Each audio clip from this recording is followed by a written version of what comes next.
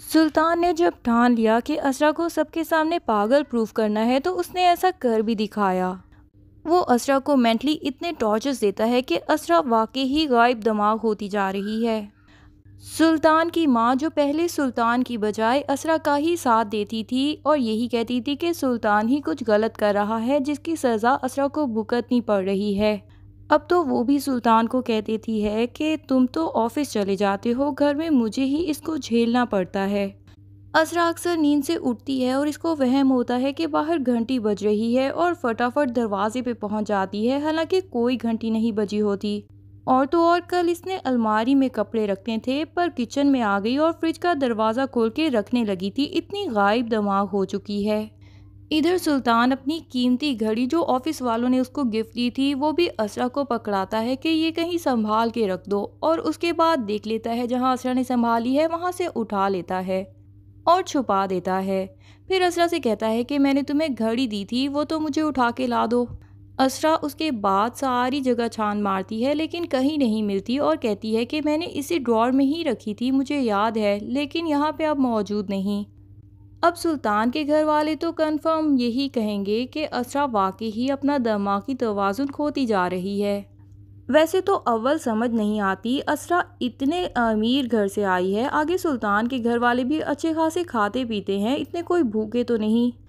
लेकिन सुल्तान के घर वाले भी इतने कमज़ोर लोग बनाए हैं कि उन्होंने सारे का सारा घर का बोझ असरा पे ही डाल दिया है। छोटे से काम से लेके बड़े से बड़े काम तक असरा ही करती नज़र आती है, खाना भी बना रही है, कपड़े भी समेट रही है, फिर सुल्तान के भी सारे काम कर रही है, जो बर्तन शर्तन समेटने हैं सब असरा ही करती दिखाई देती है।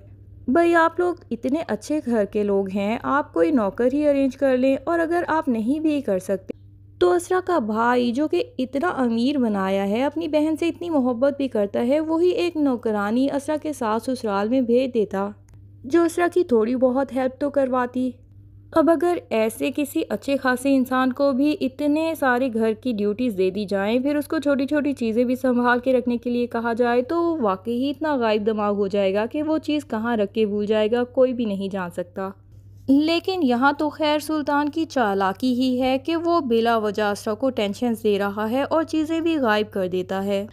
दूसरी तरफ चांदनी को भी अपने घर की ऐसी ही स्टोरीज बताने लग गया है कि मेरी बीवी तो एकदम पागल है, लेकिन मैं उससे मोहब्बत करता हूँ बहुत ज़्यादा, तो इसीलिए अभी तक भी उसके साथ गुजारा कर रहा हूँ। चांदनी और परीज़े तो उसकी बातों में आ जाती हैं और यही कहती हैं कि लगता है सुल्तान वाकई ही अपनी बीवी से बहुत मोहब्बत करता है, तभी उसका दिमागी तवाज़ुन ख़राब होने के बावजूद भी सुल्तान उसके साथ गुजारा कर रहा है।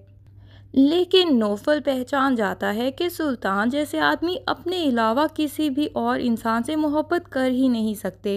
वो अपनी बीवी से मोहब्बत करता होता तो वो चांदनी से बातें ही क्यों करता। सुल्तान जैसे आदमी सिर्फ दूसरी लड़कियों को ये शो कराना चाहते हैं कि देखो हम कितनी अच्छे तरीके से मोहब्बत करते हैं, कितने सिंसियर होते हैं, ताकि लड़कियां ऐसी बातें सुन के यही सोचें कि काश ये तो मेरा लवर होता। और ऐसे लड़कों के पीछे लड़कियां बिला वजह ही पागल हो जाती हैं। परीज़े कह देती है कि जितना भी सेल्फिश इंसान हो, आखिर किसी न किसी से तो वो सच्ची मोहब्बत कर ही सकता है, कोई तो होता है जो आपके दिल में अपनी जगह बना लेता है। लेकिन नौफल ये बात मानने के लिए तैयार नहीं और वो कह देता है कि कोई बात नहीं, जहां सुल्तान की सारी हकीकत हमारे सामने आ गई है, ये झूठ भी उसका सामने आ ही जाएगा एक ना एक दिन। दूसरी तरफ परीज़े ने नौफल के मोबाइल से अपनी तस्वीरें तो डिलीट कर दी थी, लेकिन जब से उसे पता चला है कि नौफल उसके बारे में फीलिंग्स रखता है, वो उससे कतराना शुरू हो गई है। इधर वो घरौंदे में बच्चों के साथ बैठी खेल रही होती है और पीछे से नौफल आ जाता है, तो परीज़े वहाँ पे थोड़ा इनसिक्योर फील करने लग जाती है और वहाँ से उठ के जाने लगी होती है, लेकिन नौफल उसे रोक लेता है और कहता है कि मिस परीज़े, आप मेरे बारे में कोई भी गलत राय मत रखिएगा। इनफैक्ट मुझे तो कल आपकी बात सुन के बहुत ही खुशी हुई कि आपने अपने लिए स्टैंड लिया, और जिस तरह आपने मेरे मोबाइल से अपनी फ़ोटोज़ डिलीट कर दी, मैं जानता हूँ अब आप बहुत ज़्यादा बहादुर और हिम्मत वाली हो चुकी हैं। और मुझे बहुत खुशी हुई इस नई परीज़े को देख के, इसका हौसला देख के और उसे अपने लिए स्टैंड लेता हुआ देख के।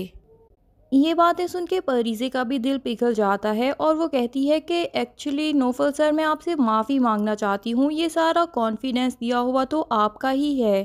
لیکن نوفل کہہ دیتا ہے کہ نہیں، آپ مجھے اس کا کریڈٹ بالکل مت دیجیے، یہ سارا کانفیڈنس آپ کا اپنا ہی ہے، اور میں یہ بھی جانتا ہوں کہ آپ اس سے بھی زیادہ ہمت رکھتی ہیں۔ کبھی بھی یہ مت سوچیے گا کہ گھروندے میں رہنا آپ کی مجبوری ہے اور میں آپ کی مجبوری کا ناجائز فائدہ اٹھاؤں گا۔ آپ کے لیے آسمان بہت کھلا ہے اور راستہ بھی بالکل صاف ہے، آپ جہاں بھی اڑان بھرنا چاہیں آپ آرام سے اب بھر سکتی ہیں۔ میں جانتا ہوں کہ آپ کو کہیں بھی ناکامی نہیں ہوگی، پوری دنیا کے بارے میں تو نہیں جانتا، لیکن جہاں پہ بھی آپ کو میری ضرورت پڑے گی آپ مجھے اپنے ساتھ ہی پائیں گی۔ پریزے نوفل کی باتوں سے بہت زیادہ امپریس ہو جاتی ہے، اور اب پریزے کو اپنے کل کے رویے پہ بہت افسوس ہوتا ہے۔ وہ دل سے نوفل سے معافی مانگتی ہے۔ نوفل بھی کہہ دیتا ہے کہ پریزے کوئی بات نہیں، آپ کا ایکسنٹ ضرور تھوڑا سا جان لیوا تھا اور میں ڈر بھی گیا تھا، لیکن مجھے آپ کی کوئی بھی بات ناجائز نہیں لگی، اور آپ کی تصویریں بنانے کا بھی میرا کوئی غلط مقصد نہیں تھا، بلکہ کوئی لمحے انسان کی میموری بن جاتے ہیں اور وہ اس کو اتنے حسین لگتے ہیں کہ ان کو کیپچر کر لیتا ہے۔ کوئی بات نہیں، آپ نے میرے موبائل سے اپنی تصویریں ڈیلیٹ کر دیں، لیکن وہ لمحات آپ میرے دماغ سے کبھی بھی ڈیلیٹ نہیں کر پائیں گی، وہ میرے دماغ میں ہمیشہ محفوظ رہیں گے۔ پریزے کو نوفل سے ایسی باتیں سن کے اس سے سچی محبت ہونے لگ گئی ہے، پر نوفل اس کو اپنی محبت میں کمزور دیکھنا نہیں چاہتا، بلکہ وہ یہی چاہتا ہے کہ پہلے پریزے اپنا اعتماد مکمل طور پہ حاصل کر لے، اور وہ پریزے کی مکمل حوصلہ افزائی کرتا ہے اور اسے کہتا ہے کہ آپ اب مکمل طور پہ تیار ہیں کہ آپ سلطان کا بھی سامنا کر سکتی ہیں اور اس سے بھی روبرو بدلہ بھی لے سکتی ہیں۔ اسرا کا بھائی جب سے سلطان کو دھمکی لگا کے اور باتیں سنا کے گیا ہے کہ تمہاری وجہ سے ہی میری بہن کی یہ حالت ہوتی جا رہی ہے، ورنہ ہمارے گھر سے تو وہ بالکل صحت مند اور تندرست آئی تھی، سلطان کے دل میں تب سے ایک آگ جل رہی ہے۔ وہ پہلے تو اسرا کو ایک چانس دیتا ہے کہ وہ پہلے مشعل کو کال کرے اور اس سے اپولوجائز کرے کہ بلا وجہ ہی میں نے تم پہ الزام لگا دیا، میں نے ایسا کچھ بھی نہیں دیکھا تھا جو میں نے تم سے کہہ دیا، وہ سب کچھ میرے دماغ نے کریٹ کیا ہوا تھا۔ اور پھر اسے کہتا ہے کہ اس کے بعد تم سرور بھائی کو کال کرنا اور ان کو کہنا کہ میں سلطان سے بے حد محبت کرتی ہوں اور سلطان کی محبت میں ہی میں نے یہ الزامات لگا دیے تاکہ میں سلطان کی اٹینشن حاصل کر پاؤں۔